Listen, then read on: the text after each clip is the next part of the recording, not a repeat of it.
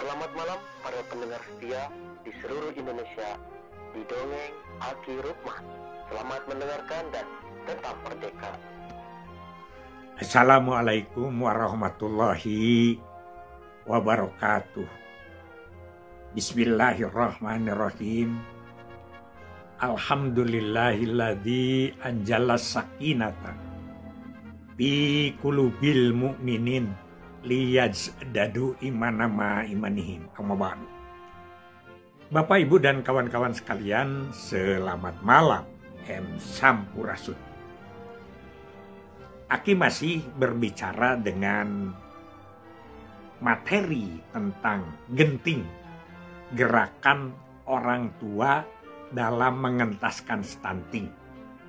Ini adalah salah satu program unggulan dari Kemenduk Bangga, Kementerian Kependudukan dan Pembangunan Keluarga. Kenapa, Ki? Kok larinya ke ulama, Ki, itu lebih cenderungnya?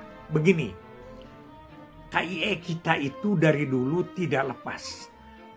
Khususnya program keluarga berencana dulu adalah penentang. Katakanlah bukan penentang ya. Yang paling pertama tidak setuju itu kebanyakannya dari golongan alim ulama. Makanya kita segera mendekati ke sana. Sekarang pembangunan keluarga sebetulnya itu adalah materinya materi Islami, materi dakwah, materi para ustadz. Itu pembangunan keluarga itu. Sekarang kita jalankan bahwa ibadah itu adalah untuk siapa? Untuk fakir miskin, untuk anak yatim, untuk membuat masjid. Itu yang terus. Kenapa? Karena persepsi semua, jangankan para ustadz, semua pun masih punya persepsi bahwa posyandu, stunting itu adalah urusan pemerintah. Itu dibiayai oleh pemerintah. Ini yang kita keliru.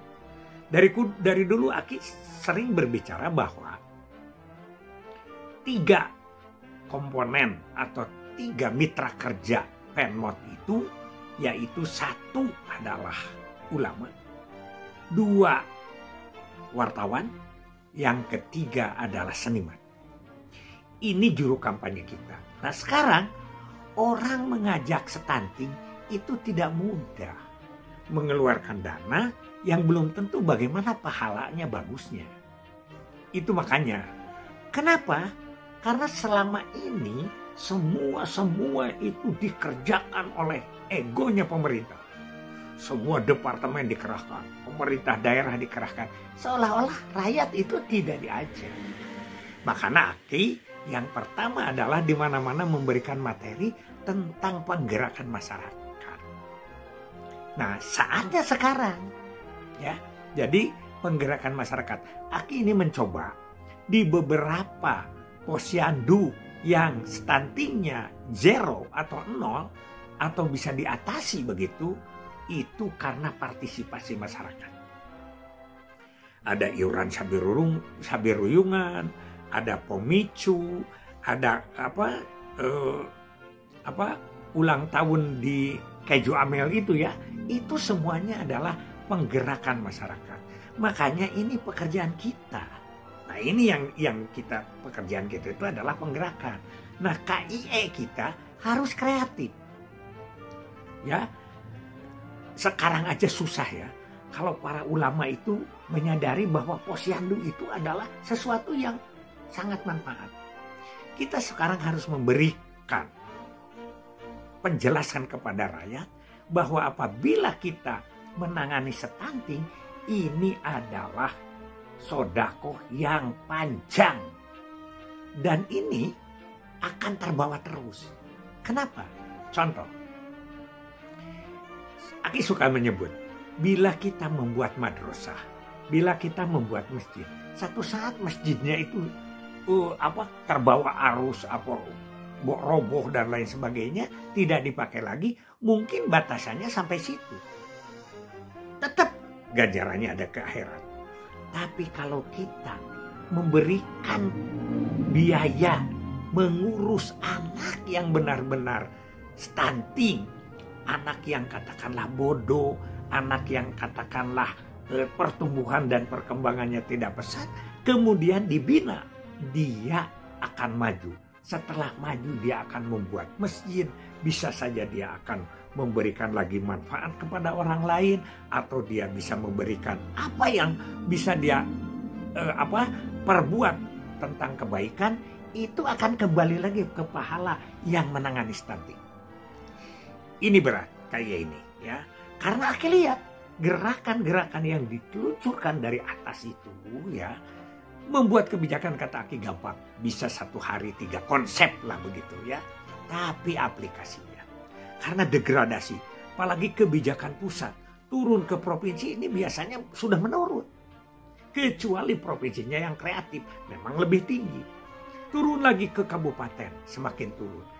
Turun lagi ke kecamatan, semakin turun. Dan turun lagi ke desa, semakin turun. Jadi Aki menjelaskan lagi bahwa KIE kita untuk mengajak genting ini bisa memakai filosofi-filosofi budaya, bisa memakai filosofi-filosofi agama. Jelaskan bahwa An-Nisa ayat 9 itu bukan untuk kepada anak sendiri saja. Wal yasaladzina law taraku min khalfihim zuriyatan di apan khawfu alaihim faliyataqullaha waliyaqulu qawlan sadida. Ya, jadi di situ janganlah meninggalkan keturunan lemah. Yang lemah itu generasi juga. Makanya pemerintah sekarang ini habis-habisan tentang stunting, sampai ada makanan bergizi dan lain sebagainya. Karena apa? Karena lost generation. Bisa saja kita itu masuk orang lain ya, dulu penjajahan dan lain sebagainya. Mungkin sekarang juga ada orang-orang yang ingin melemahkan keturunan bangsa Indonesia. Waspada ini. Kemudian sekali lagi bahwa bagaimana indikatornya. Indikator sekali lagi jangan disatukan dengan gerakan secara menyeluruh untuk menurunkan stunting. Kalau ini gerakan orang tua asuh stunting, ya orang tua asuh saja yang dievaluasinya. Harus jelas ya. Pertama harus ada R1 lah, atau catatan lah apa namanya sekarang. Misalnya R1 ortas orang tua asuh, ortas orang ortuas atau apa namanya lah silakan, tentang stunting. Siapa, di mana, dia bagaimana awalnya, berapa bulan dia melaksanakan pembinaannya sampai dinyatakan bahwa anak itu adalah lolos dari stunting. Itu pun masih harus tetap ada pemantauan.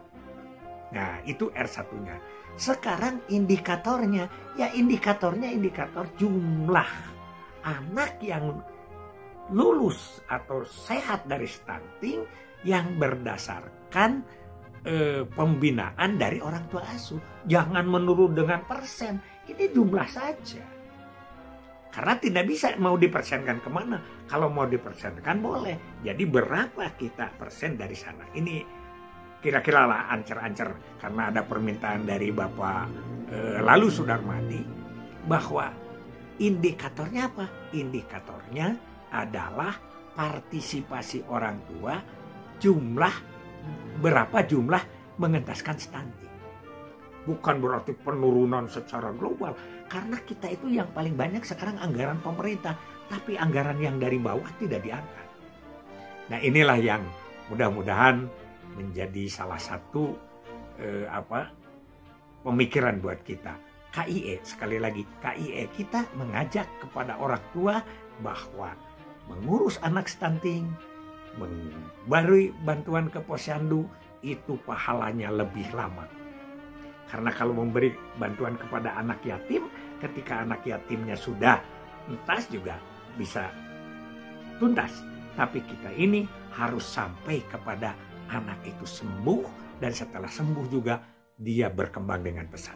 Mudah-mudahan keturunan kita yang akan datang akan lebih baik dari sekarang. Hari esok lebih elok, hari lusa lebih cerah, dan hari mendatang lebih cemerlang. Wabillahi taufiq wal hidayah. Assalamualaikum warahmatullahi wabarakatuh.